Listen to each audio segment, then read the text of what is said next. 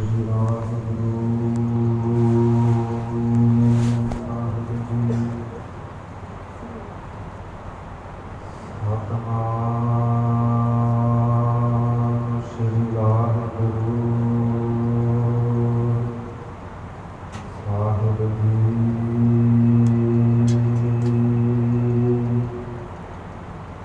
ਸ਼੍ਰੀ ਨਾਨਕ ਪਦ ਪੰਕਜ ਬੰਦਨ ਪਦ ਪੰਕਜ ਬੰਦਨ ਸਿਮਰੋ ਅੰਗਦ ਦੋਖ ਨਿਕੰਦਨ ਅਮਰਦਾਸ ਗੁਰ ਹਿਰਦੈ ਤਿਆਗ ਹਿਰਦੈ ਤਿਆਗ ਰਾਮਦਾਸ ਗੁਣ ਗਾਵੋ ਸ਼੍ਰੀ ਅਰਜੁਨ ਵਿਗਨਨ ਕੇ ਨਾਸ਼ਕ ਵਿਗਨਨ ਕੇ ਨਾਸ਼ਕ ਹਰਿ ਗੋਬਿੰਦ ਸੋਭ ਸਮਤ ਪ੍ਰਕਾਸ਼ਕ ਸ਼੍ਰੀ ਹਰਿ ਰਾਇ ਨਮੋ ਕਰ ਜੋਰੀ ਨਮੋ ਕਰ ਜੋਰੀ ਗੌਰ ਹਰ ਕ੍ਰਿਸ਼ਨ ਮਨਾਈ ਬਿਹੋਰੀ ਤੇਗ ਬਹਾਦਰ ਪਰਮ ਕਿਰਪਾਲਾ ਪਰਮ ਕਿਰਪਾਲਾ ਸ਼੍ਰੀ ਗੁਰੂ ਗੋਬਿੰਦ ਸਿੰਘ ਵਿਸਾਲਾ ਤਾਰੋ ਤਾਰਾ ਪਰ ਪੁਨ ਪੁਨ ਸੀਸਾ ਪੁਨ ਪੁਨ ਸੀਸਾ ਬੰਦੋ ਬਾਰ ਬਾਰ ਜਗਦੀਸਾ ਜਿਸਮਹ ਅੰਮ੍ਰਿਤ ਗਿਆਨ ਹੈ ਮਾਨਕ ਭਗਤ ਵਿਰਾਗ ਗੁਰੂ ਗ੍ਰੰਥ ਸਾਹਿਬ ਓਦਕ ਦੰਦ ਕਰ ਅਨੁਰਾਗ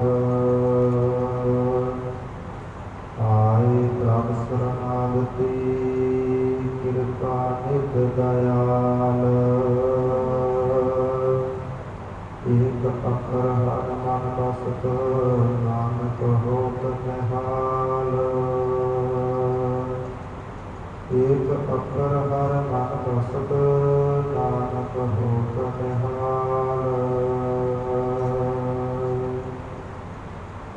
ਭਗਤ ਪਾਵਨ ਭਗਤ ਵਸ਼ਲ ਕਿਰਪਾ ਨਿਧਾਨ ਰਹਿਤ ਅੰਗ ਸਾਗਰ ਮੇਰੀ ਦੇਵੀ ਦੇ ਮਾਲਕ ਸਾਹਿਬ ਸ੍ਰੀ ਗੁਰੂ ਹਰਗੋਬਿੰਦ ਸਾਹਿਬ ਜੀਆਂ ਦੇ ਪਾਵਨ ਔਰ ਪਵਿੱਤਰ ਅਸਥਾਨ ਦੇ ਉੱਪਰ ਸਾਹਿਬ ਸ੍ਰੀ ਗੁਰੂ ਗ੍ਰੰਥ ਸਾਹਿਬ ਜੀਆਂ ਦੇ ਚਰਨ ਪਰਸ ਰਹੀ ਗੁਰੂ ਰੂਪ ਗੁਰੂ ਖਾਲਸਾ ਸਾਧ ਸੰਗਤ ਜੀ ਸਤਿਗੁਰਾਂ ਦੀ ਅਪਾਰ ਕਿਰਪਾ ਬਖਸ਼ਿਸ਼ ਰਹਿਮਤ ਦਾ ਸਦਕਾ ਲੜੀਵਾਰ ਜੋ ਇਤਿਹਾਸ ਦੀਆਂ ਕਥਾ ਵਿਚਾਰਾਂ ਪਿਛਲੇ ਸਮੇਂ ਤੋਂ ਸਰਵਣ ਕਰ ਰਹੇ ਹੋ ਆਓ ਵਿਚਾਰਾਂ ਦੀ ਸਾਂਝ ਪਾਉਣ ਤੋਂ ਪਹਿਲਾਂ ਮਨ ਕਿਤੇ ਬਿਰਤੀਆਂ ਇਕਾਗਰ ਕਰੀਏ ਗੁਰੂ ਦਰਬਾਰ ਅੰਦਰ ਹਾਜ਼ਰੀਆਂ ਲਗਾਉਂਦੇ ਹੋਏ ਗੁਰਦੇਵ ਸਤਿਗੁਰੂ ਗੁਰੂ ਗੋਬਿੰਦ ਸਿੰਘ ਸਾਹਿਬ ਜੀਆਂ ਦੁਆਰਾ ਬਖਸ਼ਿਸ਼ ਕੀਤੀ ਗਈ ਫਤਿਹ ਦੁਹਰਾਈਏ ਪਾਈਏ ਆਗਿਆ ਆਖੋ ਜੀ ਵਾਹਿਗੁਰੂ ਜੀ ਕਾ ਖਾਲਸਾ ਵਾਹਿਗੁਰੂ ਜੀ ਕੀ ਫਤਿਹ। ਧੰਨ ਸਾਹਿਬ ਸ੍ਰੀ ਗੁਰੂ ਨਾਨਕ ਦੇਵ ਜੀ ਮਹਾਰਾਜ ਜਿਵੇਂ ਭਾਈ ਮਰਦਾਨੇ ਨੇ ਬੇਨਤੀਆਂ ਕੀਤੀਆਂ ਨੇ ਮਹਾਰਾਜ ਨਵਾਂ ਖੰਡਾਂ ਦੇ ਦਰਸ਼ਨ ਕਰਨੇ ਨੇ। ਖੰਡ ਤੋਂ ਭਾਵ ਹਿੱਸਾ ਹੁੰਦਾ ਹੈ ਜੋ ਇਸ ਸੰਸਾਰ ਦੇ 9 ਹਿੱਸੇ ਹਨ। ਉਹਨਾਂ 9 ਹਿੱਸਿਆਂ 'ਤੇ ਜਾ ਕੇ ਮਹਾਰਾਜ ਉੱਥੋਂ ਦੀਆਂ ਰਾਜਿਆਂ ਦਾ ਹੀ ਉਪਦੇਸ਼ ਦਿੰਦੇ ਨੇ, ਸੁਖ ਬਖਸ਼ਦੇ ਨੇ। ਪਿਛਲੇ ਅਭਿਆਸ ਅਨੁਸਾਰ ਸਤਿਗੁਰੂ ਜੀ ਬੰਗਾਲ ਦੀ ਧਰਤੀ ਕਲਕੱਤੇ ਸ਼ਹਿਰ ਦੇ ਅੰਦਰ ਵਿਰਾਜੇ ਹੋਏ ਸਨ। ਜਿੱਥੇ ਦੁਰਗਾ ਦੇਵੀ ਕਾਲੀ ਦੇਵੀ ਦਾ ਅੱਜ ਦੇ ਸਮੇਂ ਵੀ ਮੰਦਰ ਸੁਸ਼ੋਭਿਤ ਹੈ। ਉਸ ਮੰਦਰ ਦੇ ਰਸਤੇ ਉੱਪਰ ਜਾ ਕਰਕੇ ਮਹਾਰਾਜ ਬੈਠੇ, ਜਿੱਥੇ ਇੱਕ ਸਮੇਂ ਬੜਾ ਵੱਡਾ ਮੇਲਾ ਹੁੰਦਾ ਹੈ ਤੇ ਮੇਲੇ ਦੇ ਸਮੇਂ ਮਹਾਰਾਜ ਗਏ। ਇਸ ਪ੍ਰਕਾਰ ਦੇਵੀ ਨੂੰ ਖੁਸ਼ ਕਰਨ ਵਾਸਤੇ ਲੋਕ ਕੱਟੇ ਬੱਛੇ ਆਦਿਕ ਲਿਜਾ ਕਰਕੇ ਉਹਨਾਂ ਨੂੰ ਭੇਟਾ ਕਰਦੇ ਸਨ, ਦੇਵੀ ਨੂੰ ਚੜਾਉਂਦੇ ਸਨ। ਇਸ ਪ੍ਰਕਾਰ ਜਦੋਂ ਉੱਥੋਂ ਦਾ ਰਾਜਾ ਉਸ ਰਸਤੇ ਲੰਘਣ ਲੱਗਾ ਹੈ ਤੇ ਭਾਈ ਲਾਲਾ ਜੀ ਕਹਿੰਦੇ, ਸਾਨੂੰ ਤਿੰਨਾਂ ਨੂੰ ਬੈਠਿਆਂ ਨੂੰ ਵੇਖ ਕਰਕੇ ਸਾਨੂੰ ਤਿੰਨਾਂ ਦੇ ਵਿੱਚੋਂ ਮੈਨੂੰ ਉਠਾ ਕਰਕੇ ਪਕੜ ਕਰਕੇ ਨਾਲ ਲੈ ਗਿਆ ਹੈ। ਮਨ ਹੀ ਮਨ ਵਿੱਚ ਸੋਚਦਾ ਹੈ ਕਿ ਦੇਵੀ ਨੂੰ ਜਦੋਂ ਅੱਜ ਇਸ ਮਨੁੱਖ ਦੀ ਭੇਟਾ ਦੇਵਾਂਗਾ, ਇਸ ਪ੍ਰਕਾਰ ਦੇਵੀ ਮੇਰੇ ਤੇ ਬੜੀ ਪ੍ਰਸੰਨ ਹੋਵੇਗੀ, ਮੈਨੂੰ ਵਰ ਬਖਸ਼ੇਗੀ। ਲਿਜਾ ਕਰਕੇ ਭਾਈ ਬਾਲਾ ਜੀ ਕਹਿੰਦੇ, ਮੈਨੂੰ ਅੰਦਰ ਮੰਦਰ ਦੇ ਅੰਦਰ ਲਿਜਾ ਕਰਕੇ ਖੜਾ ਕਰ ਦਿੱਤਾ ਗਿਆ ਹੈ। ਉੱਥੋਂ ਦੇ ਪੁਜਾਰੀਆਂ ਤਾਈਂ ਰਾਜੇ ਨੇ ਹੁਕਮ ਕੀਤਾ ਹੈ ਕਿ ਇਹ ਮੇਰੀ ਭੇਟਾ ਪ੍ਰਵਾਨ ਕਰੋ। ਇਸ ਪ੍ਰਕਾਰ ਇਹਦਾ ਗਲ ਵੱਢ ਕਰਕੇ ਇਸ ਦੇਵੀ ਨੂੰ ਚੜਾ ਦਿੱਤਾ ਜਾਵੇ, ਜੋ ਦੇਵੀ ਖੁਸ਼ ਹੋਵੇ। ਧੰਨ ਸਾਹਿਬ ਸ੍ਰੀ ਗੁਰੂ ਨਾਨਕ ਦੇਵ ਜੀ ਮਹਾਰਾਜ ਨਾਲ ਭਾਈ ਮਰਦਾਨੇ ਨੂੰ ਲੈ ਕਰਕੇ ਮੰਦਰ ਦੇ ਅੰਦਰ ਖੜੇ ਨੇ। ਕੁਝ ਬੋਲਦੇ ਨੇ, ਸਾਰਾ ਕੌਤਕ ਆਪਣੇ ਅੱਖੀਂ ਦੇਖ ਰਹੇ ਨੇ।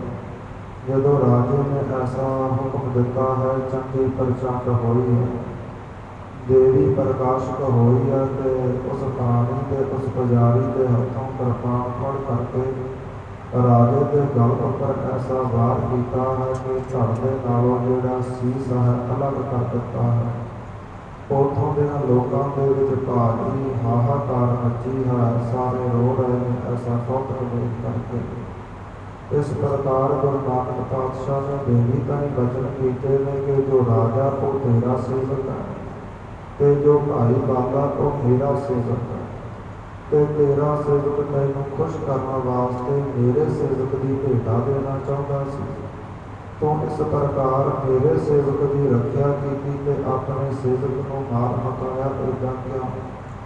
ਤੇ ਦੇਵੀ ਨੇ ਸਤਿਗੁਰਾਂ ਤੋਂ ਆਗਿਆ ਪਾ ਕਰਕੇ ਬਚਨ ਕੀਤੇ ਕਿ ਮਹਾਰਾਜ, ਜਿਹੜੇ ਲੋਕ ਪਰਮੇਸ਼ਰ ਦਾ ਨਾਮ ਜਪਣ ਵਾਲੇ ਸੰਤ ਸਰੂਪ ਹਨ, ਮੈਂ ਉਹਨਾਂ ਦੀ ਭੇਟਾ ਪ੍ਰਵਾਨ ਨਹੀਂ ਕਰਦੀ।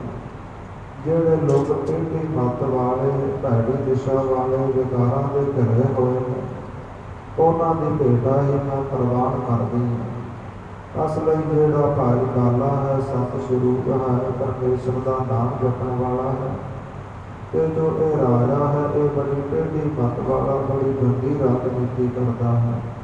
ਇਸ ਲਈ ਮੈਨੂੰ ਕ੍ਰੋਧ ਜਾਗਿਆ, ਭਾਈ ਬਾਲੇ ਦੀ ਰੱਖਿਆ ਕੀਤੀ ਹੈ ਤੇ ਇਸ ਨੂੰ ਮਾਰ ਮੁਕਾਇਆ।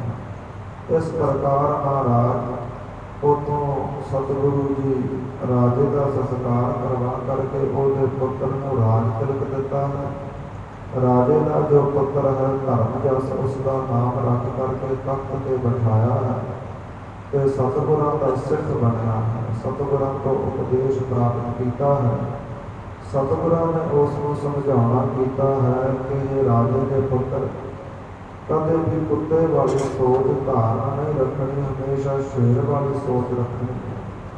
ਕਹਿਣ ਲੱਗਾ, ਮਹਾਰਾਜ ਇਹ ਕੁੱਤੇ ਤੇ ਸ਼ੇਰ ਦਾ ਸਾਨੂੰ ਖੁੱਲ੍ਹ ਕੇ ਅਰਥ ਦੱਸੋ।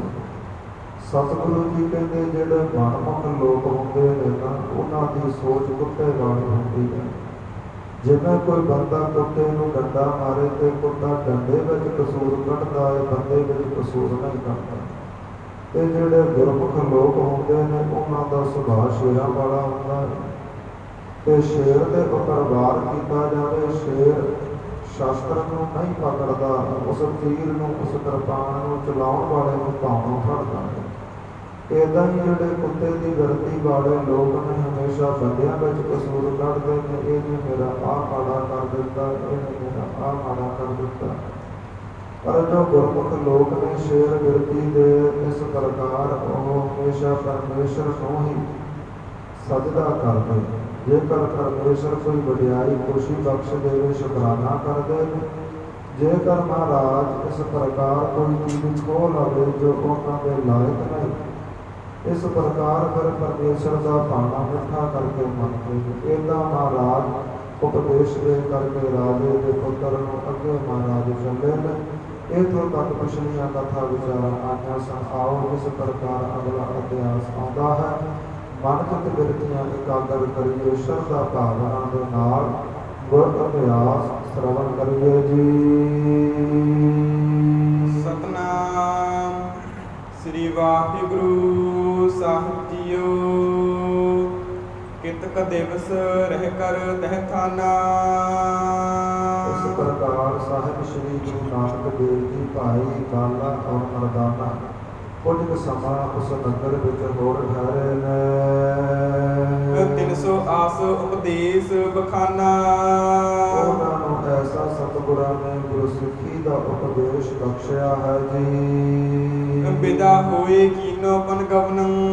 महाराज फिर ਉਹਨਾਂ ਸੰਗਤਾਂ ਤੋਂ ਵਿਦਾ ਹੋਏ ਨੇ ਨਮਸਕਾਰਾਂ ਸਭ ਨੇ ਕੀਤੀਆਂ ਨੇ। ਭੱਤਰ ਖੰਡ ਪਹੁੰਚੇ ਗੁਣ ਭਵਨੰ। ਗੁਣਾਂ ਦੇ ਘਰ ਗੁਰੂ ਨਾਨਕ ਪਾਤਸ਼ਾਹ ਫਿਰ ਭੱਤਰ ਖੰਡ ਉੱਪਰ ਪਹੁੰਚੇ ਨੇ।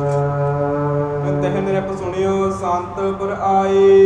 ਜਦੋਂ ਭੱਤਰ ਖੰਡ ਦੇ ਰਾਜੇ ਨੇ ਸੁਣਿਆ ਹੈ ਕਿ ਇੱਥੇ ਕੋਈ ਸੰਤ ਸਰੂਪ ਆਇਆ ਹੈ ਮਿਲਿਓ ਆਨ ਕਰ ਸੀਸ ਝੁਕਾਏ। ਸਤਿਗੁਰਾਂ ਤਾਈਂ ਆਣ ਕਰਕੇ ਮਿਲਿਆ ਹੈ ਸਿਰ ਨਿਵਾਇਆ ਹੈ। ਬੰਦ ਹਾਥ ਦਵੈ ਬੈਠ ਸਮੀਪਾ। ਇਸ ਪ੍ਰਕਾਰ ਦੋਨੋਂ ਹੱਥ ਜੋੜ ਕਰਕੇ ਸਤਿਗੁਰਾਂ ਦੇ ਚਰਨਾਂ ਪਾਸ ਬੈਠਾ ਹੈ। ਬੋਲਿਓ ਕੌਲ ਨਾਭ ਅਵਨੀਪਾ। ਉਸ ਰਾਜੇ ਦਾ ਨਾਮ ਇਤਿਹਾਸ ਅਨੁਸਾਰ ਕੌਲ ਨਾਭ ਦੱਸਿਆ ਜਾਂਦਾ ਹੈ।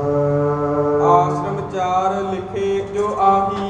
ਤੇ ਸਤਿਗੁਰਾਂ ਤੋਂ ਪੁੱਛਣ ਲੱਗਾ ਹੈ ਮਹਾਰਾਜ ਜੋ ਮਨੁੱਖ ਦੇ ਜੀਵਨ ਦੇ ਚਾਰ ਆਸ਼ਰਮ ਨੇ। 25 ਸਾਲਾਂ ਦਾ ਇੱਕ ਆਸ਼ਰਮ ਮੰਨਿਆ ਗਿਆ ਹੈ ਸੰਗਤ ਜੀ। ਜੋ ਪਹਿਲਾ ਆਸ਼ਰਮ ਹੈ ਜਿਸ ਨੂੰ ਬ੍ਰਹਮਚਰਜ ਕਹਿੰਦੇ ਨੇ ਭਾਵ ਪਹਿਲੇ 25 ਸਾਲ ਕੱਲੀ ਵਿਦਿਆ ਹੀ ਪੜ੍ਹੇ ਨੇ। ਦੂਸਰਾ ਗ੍ਰਸਥ ਆਸ਼ਰਮ ਹੈ 25 ਤੋਂ 50 ਗ੍ਰਸਥੀ ਜੀਵਨ ਬਤੀਤ ਕਰੇ। ਤੀਸਰਾ ਬਨਪ੍ਰਸਥ ਹੈ ਜੋ 50 ਤੋਂ ਲੈ ਕੇ 75 ਸਾਲ ਦੇ ਵਿੱਚ ਆਉਂਦਾ ਹੈ ਕਿ ਮਨੁੱਖ ਇਸ ਪ੍ਰਕਾਰ ਤੀਰਥਾਂ ਤੇ ਇਸ਼ਨਾਨ ਕਰੇ, ਗੁਰੂ ਘਰਾਂ ਦੇ ਇਤਿਹਾਸਕ ਸਥਾਨਾਂ ਦੇ ਦਰਸ਼ਨ ਮੇਲੇ ਕਰੇ, ਯਾਤਰਾ ਕਰੇ ਤੇ ਜਦੋਂ ਕੰਮ ਦਾ ਸਮਾਂ ਹੋਵੇ ਹਾੜੀ ਸੌਣੀ ਘਰ ਪਰਤ ਆਵੇ। ਤੇ ਜਿਹੜਾ ਚੌਥਾ ਹੈ ਉਹ ਸੰਨਿਆਸ ਆਸ਼ਰਮ ਹੈ ਜਿਸ ਪ੍ਰਕਾਰ ਜਿਹੜਾ 75 ਤੋਂ 100 ਸਾਲ ਦਾ ਸਮਾਂ ਹੈ ਉਹ ਤਾਂ ਸਾਰਾ ਹੀ ਗੁਰੂ ਨੂੰ ਸੌਂਪ ਕੇ ਹਰ ਸਮੇਂ ਗੁਰੂ ਘਰ ਦੇ ਵਿੱਚ ਆ ਕਰਕੇ ਸੇਵਾ ਸਿਮਰਨ ਕਰੇ। ਇਸ ਪ੍ਰਕਾਰ ਜਿਹੜੇ ਚਾਰ ਆਸ਼ਰਮ ਹਨ ਉੱਥੋਂ ਦੇ ਰਾਜੇ ਨੇ ਸਤਿਗੁਰਾਂ ਤਾਈਂ ਇਹਨਾਂ ਬਾਰੇ ਪੁੱਛਿਆ ਹੈ।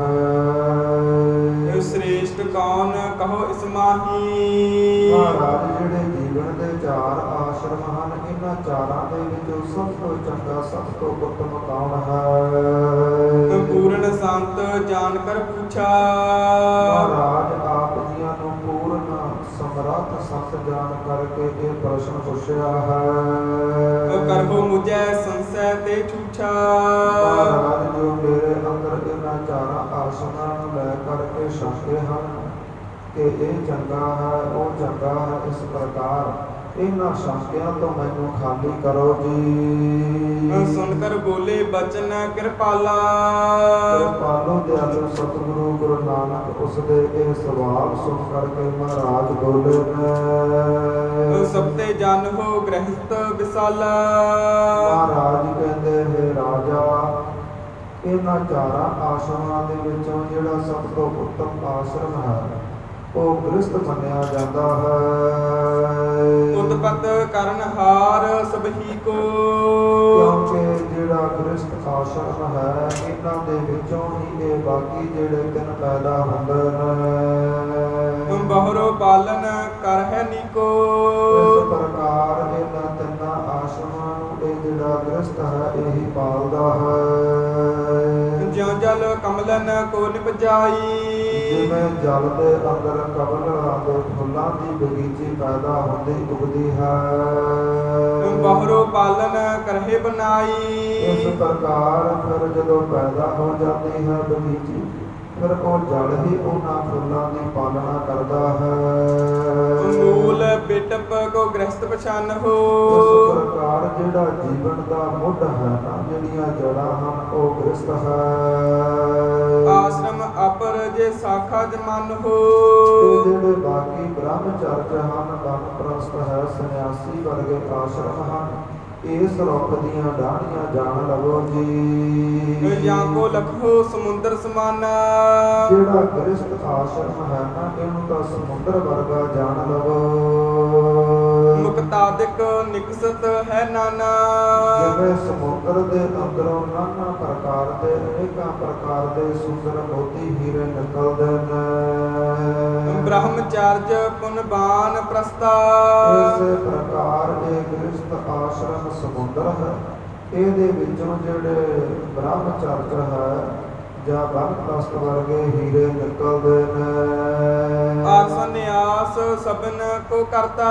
ਇਸ ਪ੍ਰਕਾਰ ਸੰਨਿਆਸ ਨੂੰ ਵੀ ਗ੍ਰਸਤ ਆਸ਼ਰਮ ਹੀ ਪੈਦਾ ਕਰਦਾ ਹੈ, ਕਿਉਂਕਿ ਜਿਹੜਾ ਗ੍ਰਸਤ ਆਸ਼ਰਮ ਹੈ ਇਹਦੇ ਵਿੱਚੋਂ ਹੀ ਸਾਰੀ ਪ੍ਰਕਿਰਤੀ ਪੈਦਾ ਹੁੰਦੀ ਹੈ।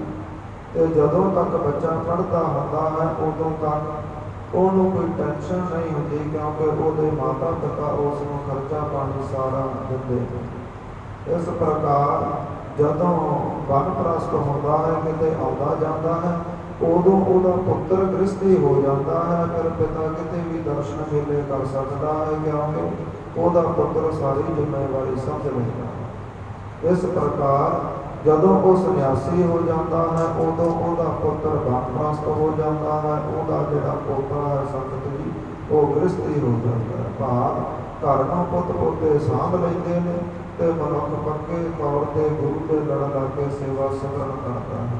ਇਸ ਲਈ ਮਹਾਰਾਜ ਕਹਿੰਦੇ ਸਭ ਤੋਂ ਵੱਡਾ ਗ੍ਰਸਤੀ ਹੈ। ਵੰਡ ਖਾਏ ਅਰਦਾਨ ਕਰੇਈ। ਇਹ ਜਿਹੜਾ ਗ੍ਰਸਤੀ ਮਨੁੱਖ ਹੈ ਨਾ, ਉਹਦੀ ਆਦਤ ਹੈ ਵੰਡ ਕੇ ਖਾਣ ਦੀ, ਕਿਉਂਕਿ ਜਿਹੜਾ ਗ੍ਰਸਤੀ ਹੋਵੇਗਾ, ਰਿਸ਼ਤੇ ਨਾਤੇ ਹੋਣਗੇ, ਸਾਥ ਸੰਬੰਧੀ ਆਉਂਦੇ ਜਾਂਦੇ ਰਹਿਣਗੇ, ਸਾਰਿਆਂ ਨਾਲ ਵੰਡ ਕੇ ਖਾਵੇਗਾ ਔਰ ਆਪਣੀ ਦਸਾਂ ਨਾਵਾਂ ਦੀਆਂ ਕਿਰਤ ਕਮਾਈਆਂ ਦੇ ਵਿੱਚੋਂ ਦਾਨ ਪੁੰਨ ਵੀ ਕਰੇਗਾ।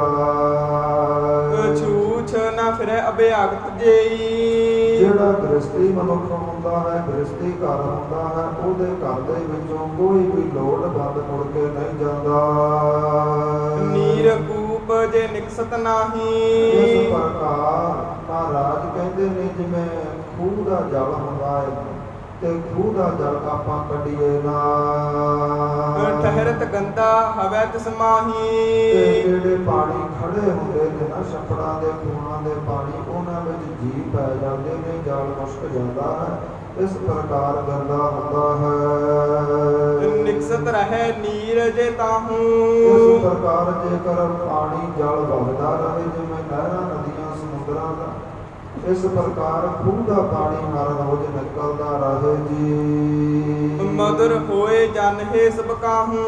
ਇਸ ਪ੍ਰਕਾਰ ਸਾਰੇ ਹੀ ਜਿਹੜੇ ਬਜ਼ੁਰਗ ਲੋਕ ਪੁਰਾਤਨ ਸਮਿਆਂ ਦੇ ਜਾਣਦੇ ਨੇ ਕਿ ਇਸ ਪ੍ਰਕਾਰ ਉਹ ਜਲ ਫਿਰ ਮਿੱਠਾ ਰਹਿੰਦਾ, ਪੀਣ ਯੋਗ ਰਹਿੰਦਾ ਹੈ। ਤਿਉ ਗ੍ਰਸਤੀ ਕੀ ਰੀਤ ਤੇ ਸੁਹਾਈ। ਗੁਰੂ ਨਾਨਕ ਪਾਤਸ਼ਾਹ ਕਹਿੰਦੇ ਨੇ, ਰਾਜਨ ਇਸ ਪ੍ਰਕਾਰ ਹੀ ਜਿਹੜਾ ਗ੍ਰਸਤੀ ਬੰਦਾ, ਉਹਦੀ ਮਰਿਆਦਾ ਹੈ। ਕਰਹੇ ਜੇ ਨਰ ਐਤ ਉਤ ਸੁਖ ਪਾਈ।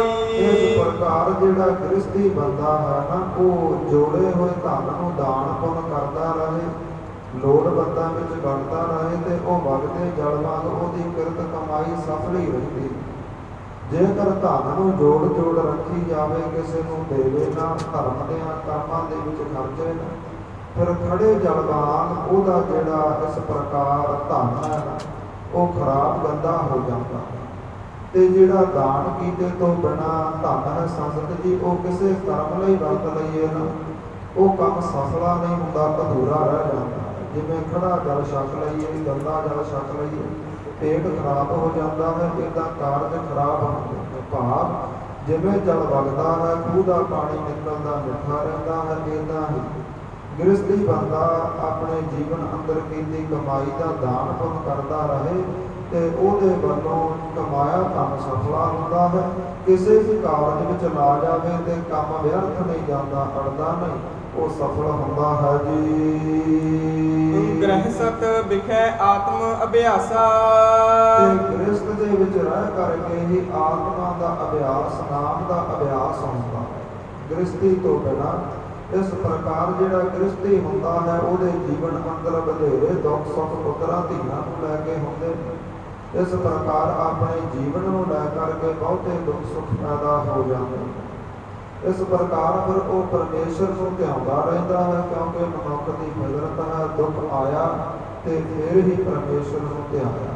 ਸੁੱਖ ਦੇ ਵਿੱਚ ਤਾਂ ਸ਼ੁਕਰਾਨਾ ਕਰਨਾ ਵੀ ਭੁੱਲ ਜਾਂਦਾ। ਇਸ ਪ੍ਰਕਾਰ ਸਤਿਗੁਰੂ ਜੀ ਬਖਸ਼ਿਸ਼ ਕਰਦੇ ਨੇ ਕਿ ਜਿਹੜੇ ਗ੍ਰਸਥੀ ਜੀਵਨ ਹਨ, ਸੰਤ ਗਿਆਨੀ ਗੁਰਬਚਨ ਸਿੰਘ ਜੀ ਖਾਲਸਾ ਪਿੰਡਰਾਂ ਵਾਲੇ ਦੱਸਦੇ ਸਨ ਕਿ ਜਿਹੜਾ ਕੁਆਰਾ ਬੰਦਾ ਹੈ ਉਹ 100 ਪਾਠ ਜਪਜੀ ਸਾਹਿਬ ਦਾ ਕਰ ਲਵੇ, ਤੇ ਜਿਹੜਾ ਗ੍ਰਸਥੀ ਬੰਦਾ ਹੈ ਉਹ ਇੱਕ ਪਾਠ ਜਪਜੀ ਸਾਹਿਬ ਦਾ ਪੜ੍ਹ ਲਵੇ ਤੇ ਇੱਕੋ ਬਰਾਬਰ ਭਾਵ ਹੈ। ਕੁਆਰੇ ਦਾ 100, ਕਿਉਂਕਿ ਕੋਈ ਜ਼ਿੰਮੇਵਾਰੀ ਨਹੀਂ ਹੁੰਦੀ, ਕੋਈ ਧੀਆਂ ਪੁੱਤਰਾਂ ਦੀ ਟੈਨਸ਼ਨ ਨਹੀਂ ਹੁੰਦੀ, ਤੇ ਗ੍ਰਸਥੀ ਬੰਦੇ ਨੂੰ 100 ਤਰ੍ਹਾਂ ਦੇ ਝਮੇਲੇ ਹੁੰਦੇ ਨੇ। ਗ੍ਰਸਥੀ ਦਾ ਇੱਕ ਪਾਠ ਤੇ ਕੁਆਰੇ ਦਾ 100 ਪਾਠ ਇੱਕੋ ਬਰਾਬਰ ਹਨ ਜੀ। ਕਾਤਰ ਹੈ ਸਿਮਰਹਿ ਸੁਖ ਰਾਸਾ ਇਸ ਪ੍ਰਕਾਰ ਗ੍ਰਸਥੀ ਹਮੇਸ਼ਾ ਹੀ ਦੁੱਖਾਂ ਸੁੱਖਾਂ ਨੂੰ ਲੈ ਕਰਕੇ ਪਰਮੇਸ਼ਰ ਨੂੰ ਧਿਆਉਂਦਾ ਸਿਮਰਦਾ ਹੈ ਤੇ ਸੁਖ ਪਾਉਂਦਾ ਹੈ। ਭਾਉ ਭਗਤ ਕਰ ਕ੍ਰਿਤ ਕੋ ਕਰਹੀ ਤੇ ਬੜੀ ਪ੍ਰੇਮਾ ਭਗਤੀ ਦੀ ਜਿੱਥੇ ਦੁਨਿਆਵੀ ਖੇਤੀ ਕਰਦਾ ਹੈ ਉੱਥੇ ਪ੍ਰੇਮਾ ਭਗਤੀ ਦੀ ਵੀ ਖੇਤੀ ਕਰਦਾ ਹੈ ਜੀ।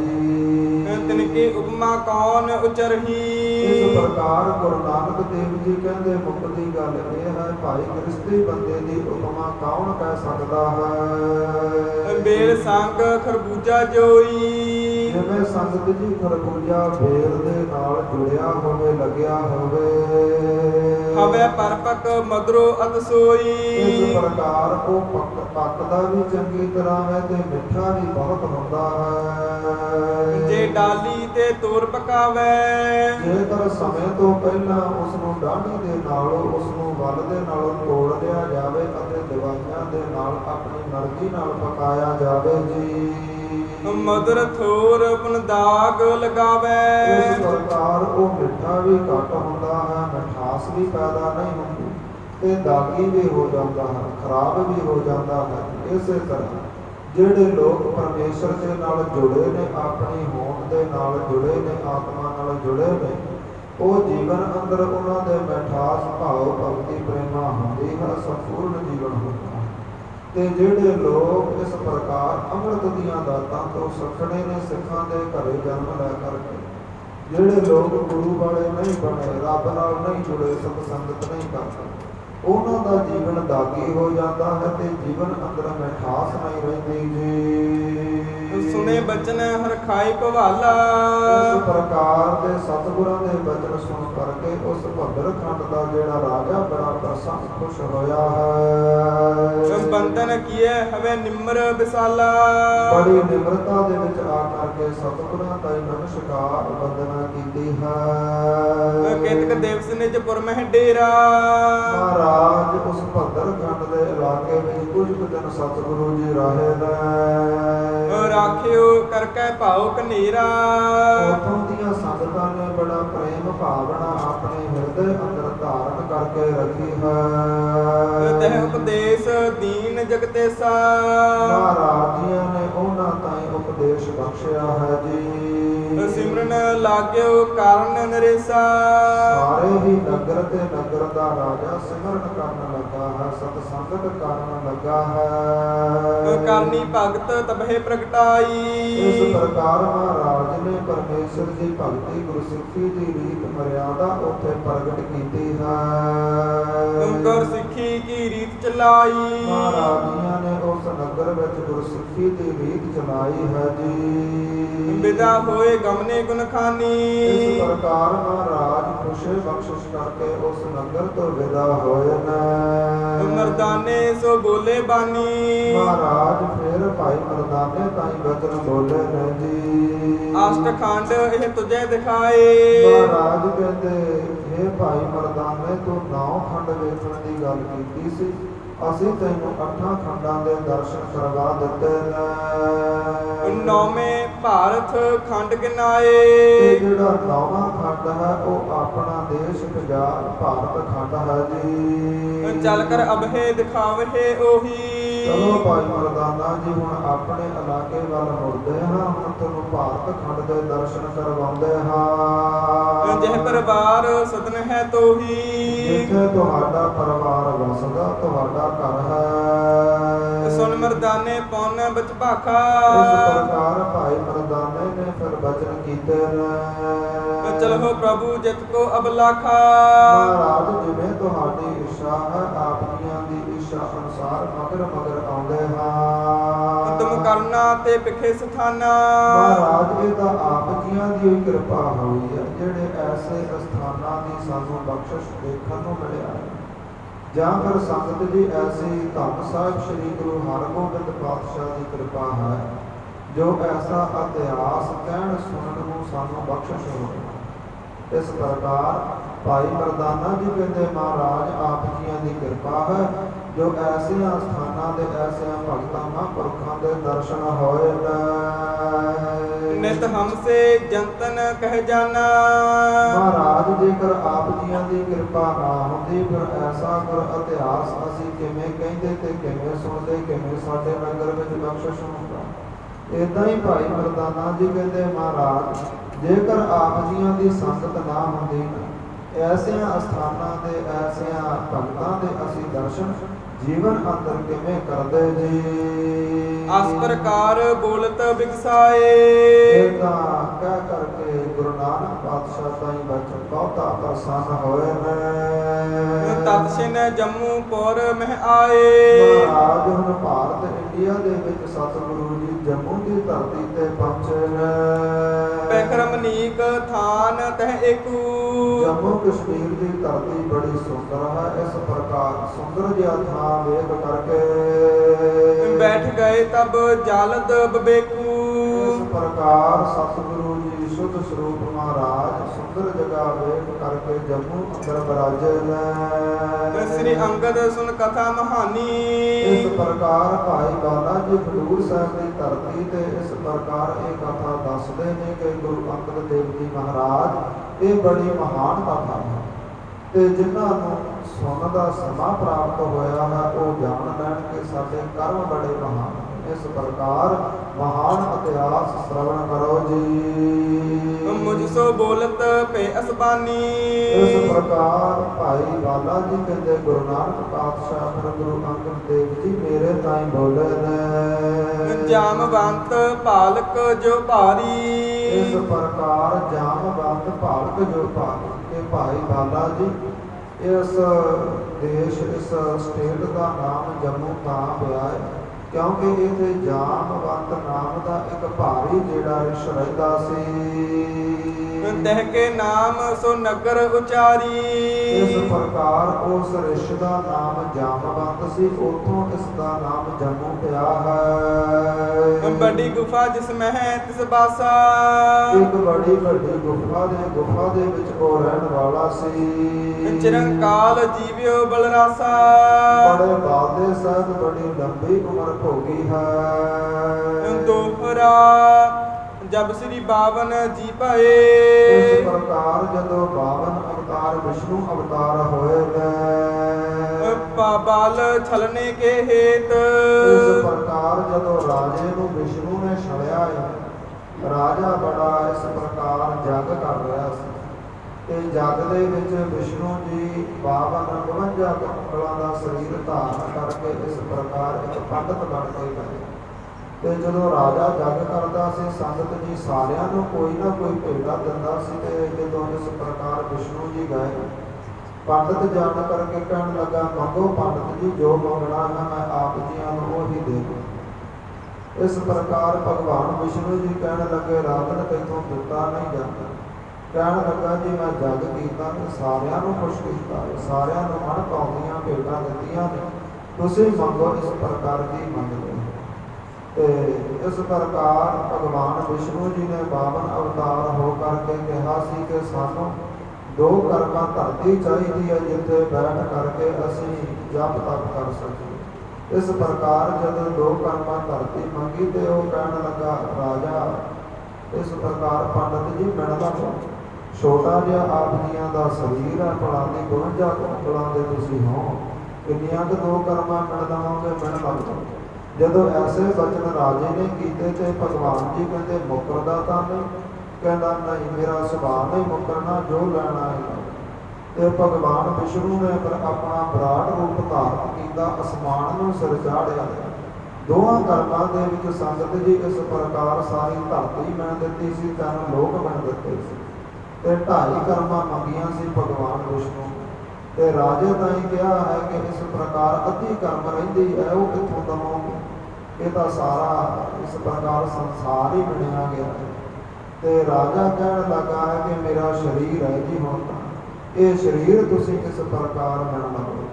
ਤੇ ਅੱਧੀ ਕਰਮ ਦੇ ਵਿੱਚ ਜਦੋਂ ਸਰੀਰ ਛਾਤੀ ਦੇ ਉੱਪਰ ਪੈਰ ਰੱਖਿਆ ਤੇ ਰਾਜੇ ਨੂੰ ਪਤਾਲ ਦੇ ਵਿੱਚ ਇਸ ਪ੍ਰਕਾਰ ਧਸਾ ਦਿੱਤਾ ਸੀ, ਪਤਾਲ ਵਿੱਚ ਵਾੜ ਦਿੱਤਾ ਸੀ। ਐਸੀ ਇਹ ਕਥਾ ਹੈ ਪੁਰਾਣਾ ਦੀ ਹਿੰਦੂ ਧਰਮ ਨਾਲ ਸੰਬੰਧਿਤ ਹੈ। ਤੇ ਸਤਿਗੁਰੂ ਜੀ ਇਸ ਪ੍ਰਕਾਰ ਵਰਣਨ ਕਰਦੇ ਨੇ ਜੰਮੂ ਦੀ ਧਰਤੀ ਦੇ ਬਾਰੇ। ਇਸ ਪ੍ਰਕਾਰ ਕਈ ਵਾਰੀ ਸੰਗਤ ਜੀ ਸ਼ਾਕੇ ਹੋ ਜਾਂਦੇ ਨੇ ਕਿ ਇਹ ਕੈਸੀ ਭਗਵਾਨਾਂ ਦੇਵੀ ਦੇਵਤਿਆਂ ਦੀ ਕਥਾ ਹੈ।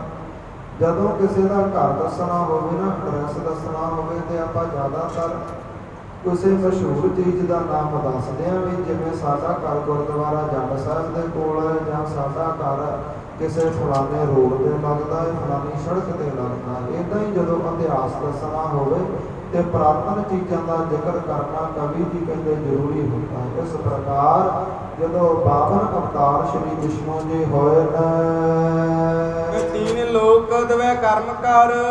ਇਸ ਪ੍ਰਕਾਰ 3 ਲੋਕ ਦਵੇ ਕਰਮ ਕਰ, ਦੋਹਾਂ ਕਰਮਾਂ ਦੇ ਵਿੱਚ 3 ਲੋਕ ਬਣ ਦਿੱਤੇ ਸਨ। ਮਾਪੇ ਕਿਰਪਾ ਨਕੇਤ। ਇਸ ਪ੍ਰਕਾਰ ਕਿਰਪਾ ਦੇ ਘਰ ਵਿਸ਼ਨੂੰ ਜੀ ਨੇ ਪਰਮੇਸ਼ਰ ਦੀ ਕਿਰਪਾ ਦੇ ਨਾਲ ਇਸ ਪ੍ਰਕਾਰ ਮਿਲੇ ਸਨ। ਚੌਪਈ 2101 ਪ੍ਰਦਛਨ ਦੀਨੀ। ਤੇ ਇਸ ਪ੍ਰਕਾਰ ਜਿਹੜਾ ਇਹ ਰਿਸ਼ ਹੋਇਆ ਹੈ ਨਾ, ਇਹ ਬਾਅਦ ਦੇ ਵਿੱਚ ਮਨੁੱਖ ਅਵਤਾਰ ਵੀ ਹੋਇਆ ਹੈ। ਇਸ ਨੇ ਇਸ ਪ੍ਰਕਾਰ ਇਹ 21 ਪਰਿਕਰਮਾ ਧਰਤੀ ਮਿਲਦੇ ਮਿਲਦੇ ਇਸ ਸੰਸਾਰ ਦੀਆਂ ਕਰ ਦਿੱਤੀਆਂ ਸਨ। ਏਕ ਮਹੂਰਤ ਮਹਿ ਕਰ ਲੀਨੀ। ਇੱਕ ਮਹੂਰਤ ਦੇ ਵਿੱਚ ਭਾਵ 45 ਮਿੰਟਾਂ ਦੇ ਵਿੱਚ ਸੰਗਤ ਜੀ 21 ਪਰਿਕਰਮਾ ਸੰਸਾਰ ਦੀਆਂ ਕੀਤੀਆਂ ਸਨ। ਮਹਾਬਲੀ ਸੋ ਬੇਗ ਬਟ ਜਾਮੈ। ਇਹ ਜਿਹੜਾ ਰਿਸ਼ ਸੀ ਬੜਾ ਬਲ ਵਾਲਾ ਸੀ ਔਰ ਬੜਾ ਤੇਜ ਸੀ। ਏ ਤੋ ਬਲ ਕਹੀਏ ਕਹੋ ਕਾਮੈ। ਤੇ ਕਬੀਰ ਜੀ ਕਹਿੰਦੇ ਇੰਨਾ ਬਲ ਭਲਾ ਕਿਸ ਵਿੱਚ ਕਹੀਏ ਜੀ। ਹੁਣ ਸ੍ਰੀ ਰਾਮਚੰਦ ਜਗ ਹੋਏ।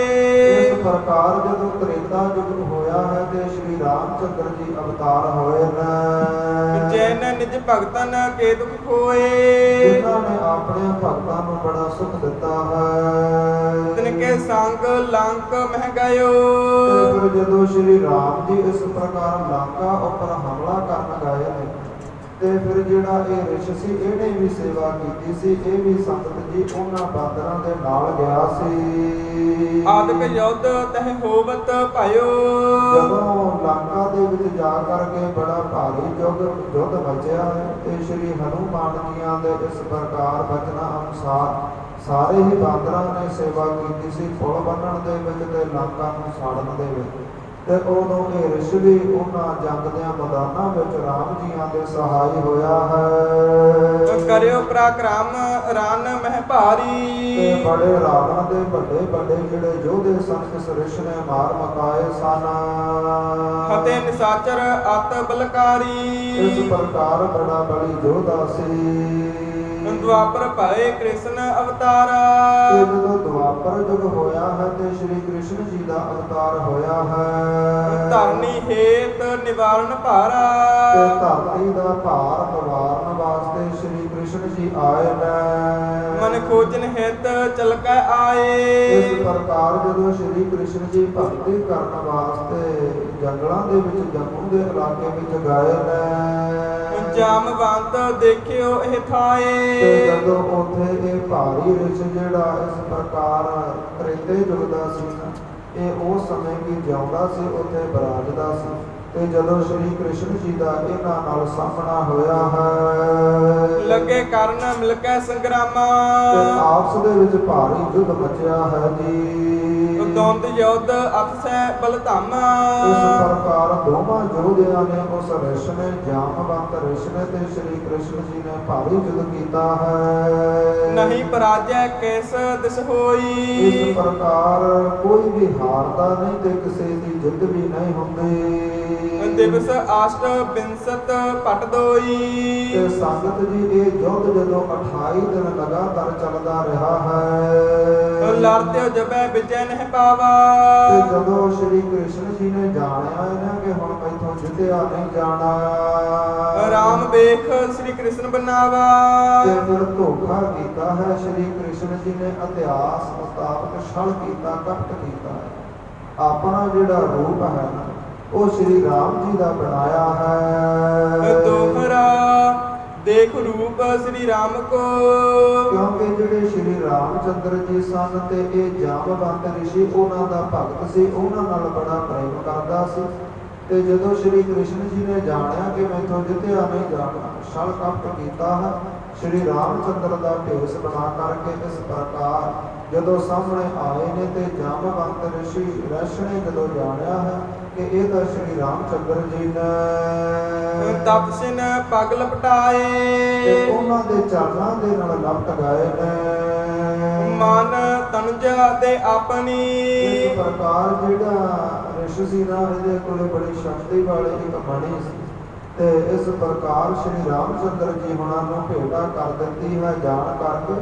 ਪਰ ਸੀ ਉਹ ਸ਼੍ਰੀ ਕ੍ਰਿਸ਼ਨ ਜੀ ਭੂਲ ਲਈ ਬਖਸਾਏ ਤੇ ਜੋ ਜਗ ਕੀਤਾ ਹੈ ਸ਼੍ਰੀ ਰਾਮਚੰਦਰ ਜਾਣ ਕਰਕੇ ਆਪਣੀਆਂ ਭੁੱਲਾਂ ਬਖਸ਼ਾਈਆਂ ਨੇ ਚੌਪਈ ਤਬ ਸ੍ਰੀ ਕ੍ਰਿਸ਼ਨ ਦਵਾਰਕਾ ਗਇਓ ਇਸ ਪ੍ਰਕਾਰ ਫਿਰ ਸ਼੍ਰੀ ਕ੍ਰਿਸ਼ਨ ਜੀ ਫਤਿਹ ਪਾ ਕਰਕੇ ਦਵਾਰਕਾ ਆਪਣੀ ਨਗਰੀ ਵਾਪਸ ਗਏ ਨੇ ਜਾਮਵੰਤ ਤੇ ਜੰਮੂ ਭਇਓ ਇਸ ਪ੍ਰਕਾਰ ਸੰਗਤ ਜੀ ਇਹ ਜਿਹੜਾ ਜਾਮਵੰਤ ਰਿਸ਼ ਦਾ ਇਤਿਹਾਸ ਹੈ ਤੇ ਇਹ ਤੋਂ ਹੀ ਜੰਮੂ ਸ਼ਹਿਰ ਪਿਆ ਹੈ ਇਸ ਬਿਦ ਕਰਤੇ ਬਚਨ ਬਿਲਾਸਾ ਇਹਨਾਂ ਗੁਰੂ ਨਾਨਕ ਪਾਤਸ਼ਾਹ ਭਾਈ ਬਾਲੇ ਮਰਦਾਨੇ ਤਾਈਂ ਦੱਸਦੇ ਬਚਨ ਬਿਲਾਸ ਕਰਦੇ ਹੋਏ ਦਿਵਸ ਬਿਤਾਏ ਦਵੈਸ ਖਰਾਸਾ ਮਹਾਰਾਜ ਜੀਆਂ ਨੇ 2 ਦਿਨ ਉੱਥੇ ਬਤੀਤ ਕੀਤੇ ਨੇ ਗੁਰਮਿਲ ਕੇਤਕ ਨਰ ਹਰ ਖਾਏ ਇਸ ਪ੍ਰਕਾਰ ਫਿਰ ਜੰਮੂ ਇਲਾਕੇ ਦੇ ਲੋਕਾਂ ਨੂੰ ਜਦੋਂ ਪਤਾ ਲੱਗਿਆ ਕਿ ਪਾਤਸ਼ਾਹ ਆਏ ਨੇ ਫਿਰ ਮਿਲ ਕਰਕੇ ਬਹੁਤਾ ਪ੍ਰਸੰਨ ਹੋਏ ਨੇ ਜਾਏ ਭੂਪ ਟੈਗ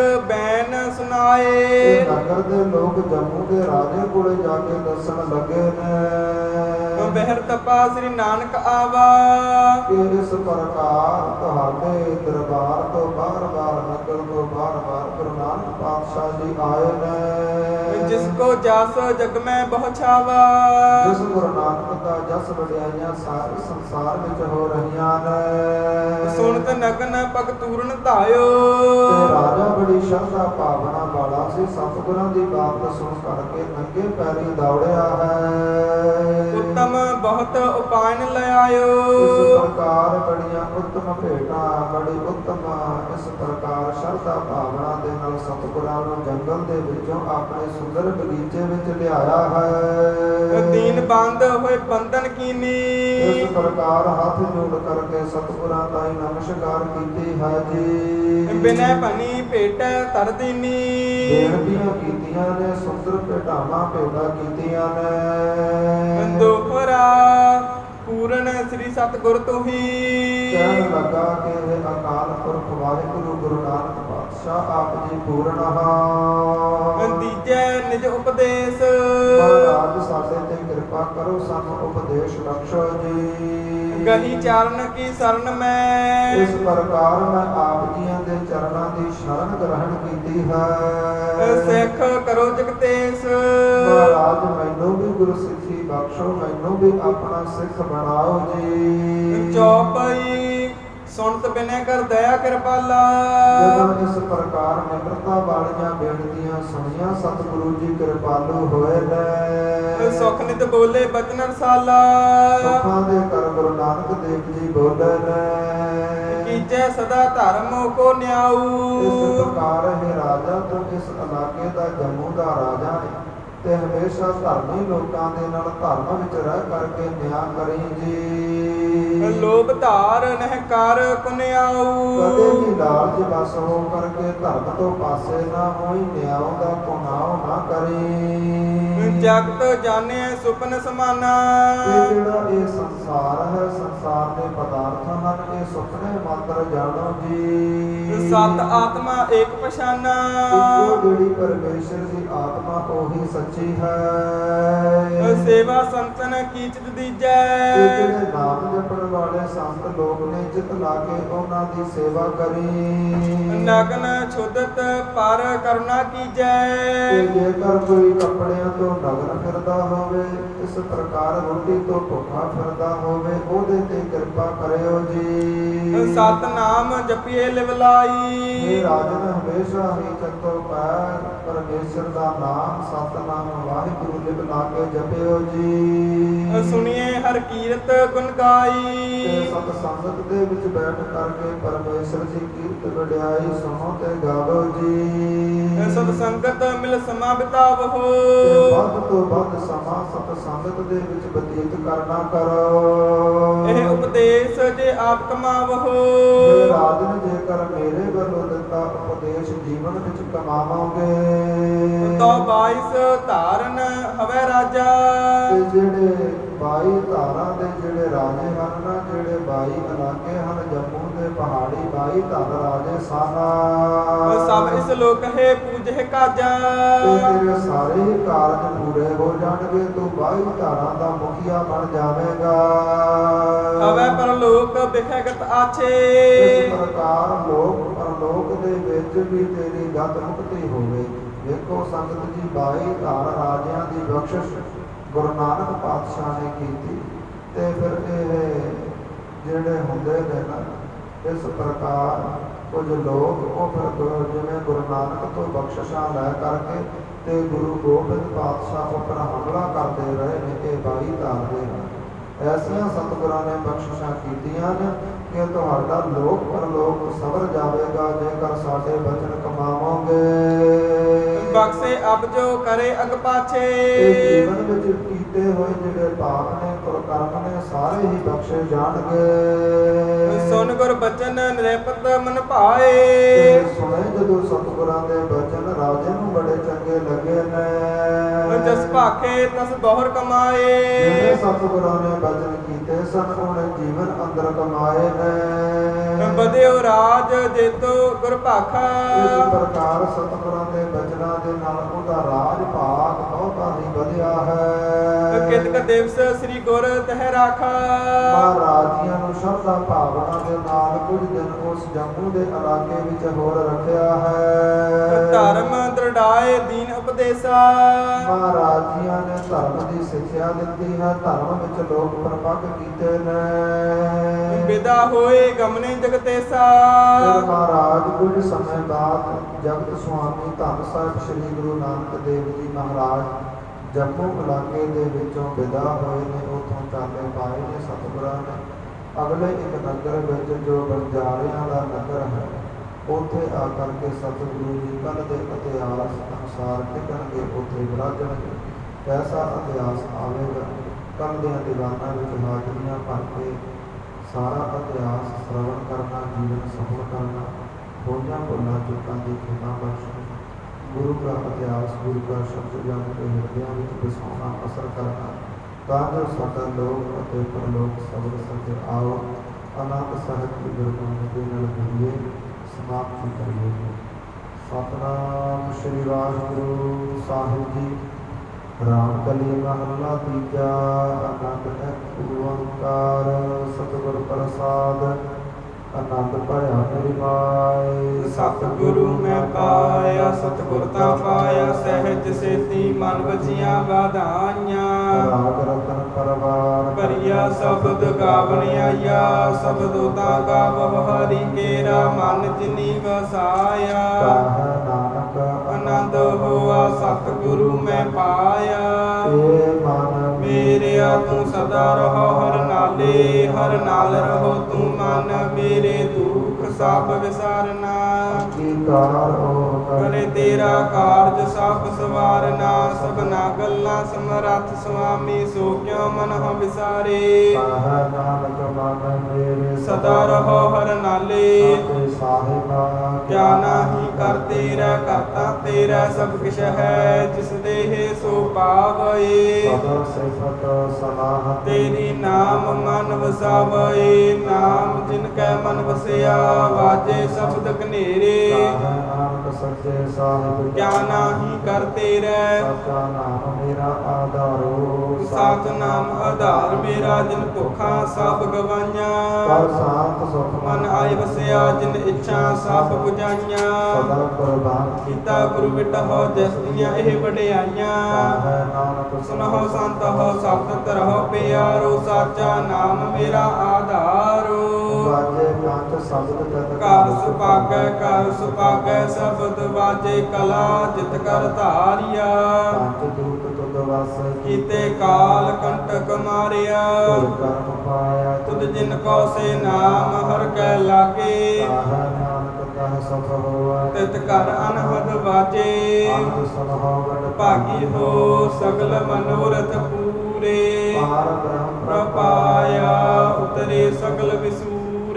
ਦੁਖ ਰੋਗ ਸੰਤਾਪ ਉਤਰੇ ਸੁਣੀ ਸਚੀ ਬਾਣੀ, ਸੰਤ ਸਾਜਨ ਭਏ ਸਰਸੇ ਪੂਰੇ ਗੁਰ ਤੇ ਜਾਣੀ। ਸੁਨਤੇ ਪੁਨੀਤ ਕਹਤੇ ਭਵਤ ਸਤਿਗੁਰ ਰਹਿਆ ਭਰਪੂਰੇ, ਬਿਨਵੰਤ ਨਾਨਕ ਗੁਰ ਚਰਨ ਲਾਗੇ, ਵਾਜੇ ਅਨਹਦ ਤੂਰੇ। ਲੋਕ ਪਵਨ ਗੁਰੂ ਪਾਣੀ ਨੀ ਪਿਤਾ ਮਾਤਾ ਧਰਤ ਮਹਤ, ਦਿਵਸ ਰਾਤ ਦੋਇ ਦਾਈ ਦਾਇਆ, ਖੇਲੇ ਸਗਲ ਜਗਤ। ਆਇਆ ਬੁਰਿਆਇਆ ਵਾਚਾ ਧਰਮ ਹਦੂਰਾ ਕਰਮੀ ਆਪੋ ਆਪਣੀ, ਕੇ ਨੇੜੇ ਕੇ ਦੂਰ। ਜਿਨੇ ਨਾਮ ਤੇ ਆਇਆ ਗਏ ਨ ਸਕਤ ਕਾਲ ਨਾਨਕ ਤੇ ਮੁਖ ਉਜਲੇ, ਕੀਤੀ ਛੁੱਟੀ ਨਾਲ। ਜਿਨੇ ਨਾਮ ਤੇ ਆਇਆ ਗਏ ਮਸਕਤ ਕਾਲ, ਨਾਨਕ ਤੇ ਮੁਖ ਉਜਲੇ, ਕੀਤੀ ਛੁੱਟੀ ਨਾਲ। ਵਾਹਿਗੁਰੂ ਜੀ ਕਾ ਖਾਲਸਾ